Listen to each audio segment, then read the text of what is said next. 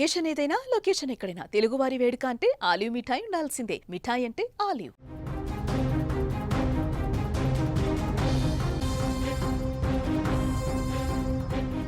బెంగళూరులో తెలుగు విద్యార్థిని మృతి ఏపీలో అన్నమయ్య జిల్లా బిక్కంగారిపల్లిలో తీవ్ర విషాదాన్ని నింపింది. మృతురాలు ఏపీ అన్నమయ్య జిల్లా బిక్కంవారిపల్లి గ్రామానికి చెందిన దేవశ్రీ బెంగళూరులో ఓ కాలేజీలో బీబీఎం చదువుతోంది. ఈ నేపథ్యంలో ఆదివారం ఉదయం తన స్నేహితురాలితో దేవశ్రీ రూమ్కి వెళ్ళింది. కొంత సమయం తర్వాత దేవశ్రీ స్నేహితురాలు బయటకు వెళ్ళగా గోవర్ధన్ రూమ్లోకి వెళ్ళినట్టుగా ఇన్ఫర్మేషన్ ఉంది. ఆ గదిలో వీళ్ళిద్దరి మధ్య ఏం జరిగింది, ఎందుకు గొడవ పడ్డారు, ఎందుకు చావు వరకు వెళ్ళింది, చంపే వరకు ఈ గోవర్ధన్ అనే వ్యక్తి ఎందుకు వెళ్ళాడు అనేది కూడా పోలీసులు ఇన్వెస్టిగేట్ చేస్తూ ఉన్నారు. హత్య చేసిన వెంటనే నిందితుడు గోవర్ధన్ అక్కడి నుంచి పారిపోయాడు, ఇంటికి వెళ్ళిపోయాడు డైరెక్ట్.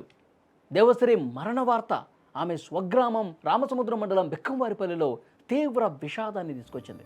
గ్రామం మొత్తం ఒక్కసారిగా శోకంలో మునిగిపోయింది.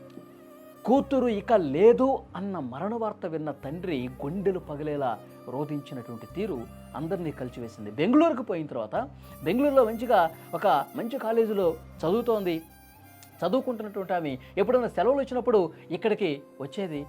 అంత హ్యాపీగా ఉన్నటువంటి టైంలో ఒక్కసారిగా కూతురు మరణ వార్త వింటామని చెప్పి అసలు ఎవరు ఊహిస్తారు చెప్పండి, ఈ విధంగా జరుగుతుందని. ఈ వార్త విన్న వెంటనే కుటుంబం మొత్తం కూడా కోల్బడిపోయింది. ఆ తండ్రి ఏ విధంగా రోధిస్తున్నాడో ఒక్కసారి చూడండి స్క్రీన్లో.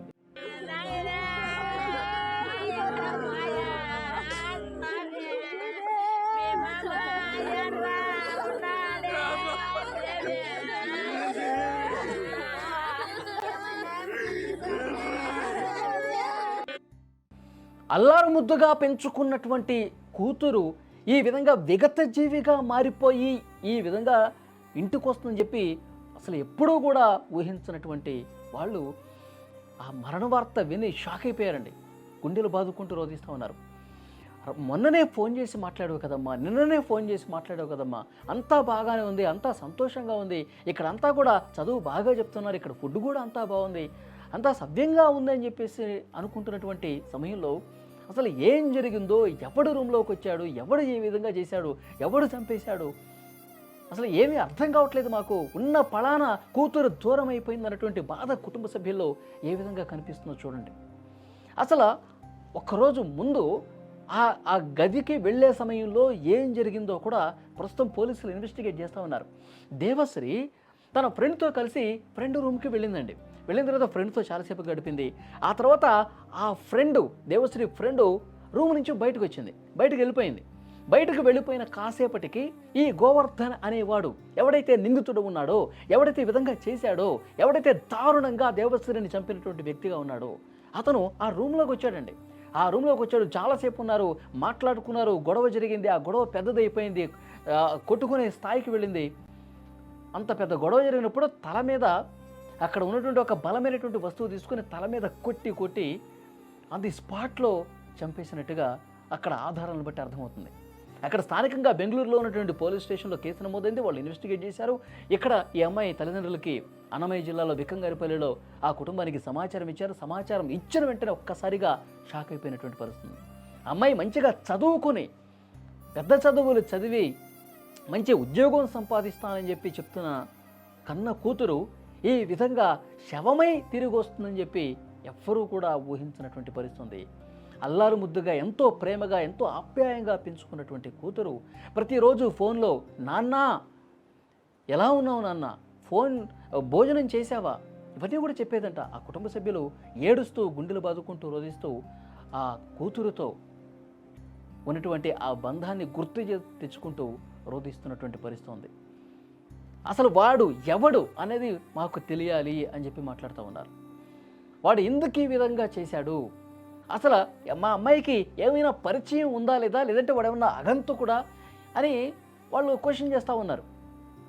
కానీ పరిచయం ఉంటేనే ఆ రూమ్లోకి వెళ్తారు కదా అని చెప్పి కొంతమంది కూడా చెప్తున్నటువంటి పరిస్థితి. ఆ గ్రామం మొత్తం కూడా ఒక్కసారిగా షాక్ అయిపోయిందండి. ఎందుకంటే ఎప్పుడు ఏ చిన్న సెలవు దొరికినా సరే ఊరికి వచ్చేది. ఊరికి వచ్చిన తర్వాత అందరితో చాలా చాలా సంతోషంగా చాలా ఆప్యాయంగా పలకరిస్తే ఇరుగు పొరుగు వాళ్ళతో కూడా ఎలా ఉన్నావు పెద్దమ్మ, ఎలా ఉన్నావు పిన్ని, ఎలా ఉన్నావు బాబాయ్ అని చెప్పి చుట్టుపక్కల వాళ్ళతో కూడా వరసలు కలుపుతూ ఎంత ప్రేమగా అంత సంతోషంగా కనిపించే అమ్మాయి. ఒక్కసారి స్క్రీన్లో చూడండి, అమ్మాయి ఎంత ఎంత బాగుందో చూడండి. లిటరల్గా తల మీద కొట్టి కొట్టి చంపాడంటే వాడు ఎంత దుర్మార్గుడు అనేది కూడా ఇక్కడ అర్థమవుతుంది. ఇలాంటి అమాయకమైనటువంటి పిల్లల్ని వాళ్ళు మాయమాటలు చెప్పి వంచి దారుణంగా చంపేస్తున్నటువంటి ఘటనలు ఈ మధ్యకాలంలో చాలానే కనిపిస్తూ ఉన్నాయి. ఆ ఇరుగు పొరుగు వాళ్ళు ఆ ఊళ్ళో డెక్కంగారిపల్లిలో ఆ ఊరి జనం కూడా మొత్తం జనంతా కూడా కన్నీళ్లు పెట్టుకుంటున్న పరిస్థితి. ఈ విధంగా జరుగుతుందని చెప్పి అసలు ఎవ్వరూ ఊహిస్తారో. మంచిగా చదువుకోవటానికి పోయిన అమ్మాయి చదువు అయిపోయిన తర్వాత మంచిగా జాబ్ వస్తుంది, తర్వాత ఒక అయ్య చేతిలో పెట్టి ఒక మంచి జీవితం ఊహించుకుంటారు తల్లిదండ్రులు కూడా. తమ కూతురు ఒక మంచి భవిష్యత్తు ఉంటుందని చెప్పి ఆ ఉద్దేశంతోనే తమ ఊరి కాకపోయినా, జిల్లా కాకపోయినా, రాష్ట్రం కాకపోయినా పక్క రాష్ట్రాలకు నగరాలకు పోయి చదివిస్తున్నారంటే వాళ్ళ భవిష్యత్తు బాగుంటుందని. కానీ ఈ విధంగా ఎవడో ఒకడు ఒక రాక్షసుల్లాగా వచ్చి ఈ విధంగా అమ్మాయిల్ని చంపేసి మాకు దూరం చేస్తాడని చెప్పి ఎవరు ఊహిస్తారని చెప్పి వాళ్ళు కన్నీళ్లు పెట్టుకుంటూ ఊరదిస్తున్నారు. నిజంగా ఆ తండ్రికి ఎంత బాధ ఉంటుందో, గుండెల్లో ఆ తండ్రికి ఎంత ఆవేదన ఉందో చూడండి. ప్రతిరోజు ఫోన్ చేసి తన బాగోగులు అడిగే నా కన్న కూతురు ఈరోజు నా ముందు లేదు అన్న బాధ. నిజంగా ఆడపిల్లల తల్లిదండ్రులు చాలా బాధని గుండెల్లో పెట్టుకొని మోస్తూ ఉంటారండి. ఎందుకంటే వాళ్ళు తమ కళ్ళ ముందు లేరు అన్న బాధ ఒకటి ఉంటుంది. ప్రతిరోజు కూడా ఇక్కడే ఉండి చదువుకుంటే బాగుంటుంది కదా, నాకు ఆ అదృష్టం లేదు, ఎప్పుడో ఒకసారి ఫోన్ చేస్తుంది నా కూతురు, ప్రతిరోజు నా కళ్ళ ముందు కనిపిస్తే బాగుంటుంది కదా అని చెప్పి ప్రతి తండ్రి ఈ విధంగా అనుకుంటాడండి. కానీ దూరంగా చదువుకుంటున్నటువంటి కూతురు ఇంకా కానరాని దూరాలకు వెళ్ళిపోతుందని చెప్పి ఊహించలా. ఎప్పుడు ఆ వార్త విని అతని గుండె పగిలిపోయింది. తండ్రి కాదు, తల్లి కాదు, కుటుంబ సభ్యులు, ఇరుగు పొరుగు వాళ్ళు అందరూ కూడా కన్నీళ్లు పెట్టుకుంటున్నటువంటి పరిస్థితి.